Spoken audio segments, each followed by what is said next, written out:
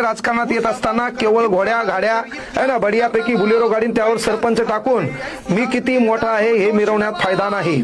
याच्या अगोदर पिढीजात राजकारण होतं, त्याने आपला कार्यक्रम ठोकला। येणाऱ्या काळात ठोकू द्यायचा नसेल तर तमाम मतदारांना देखील विनंती आहे, डॉक्टर बाबासाहेब आंबेडकरांचं स्टेटमेंट आहे, भाकरीपेक्षा इज्जत प्यारी। एखाद्या गल्लीमध्ये एखाद्या मोहल्ल्यामध्ये जर महत्वाची गोष्ट मतदानाला पैशाशिवाय कोणी बाहेर निघत नसतील तर काळ वेळ बदलणं काळाची गरज आहे।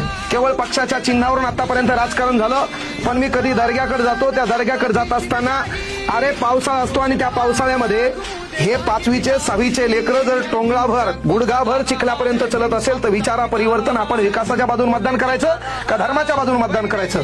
म्हणून युवकाच्या हातात राजकारण देत असताना युवकांना देखील विनंती आहे, केवळ पैसा लुटण्याच्या उद्देशानं घोड्या घाड्या आणि आवाज करण्याच्या उद्देशानं हवाबाजी करण्याच्या उद्देशानं राजकारणात येऊ नका।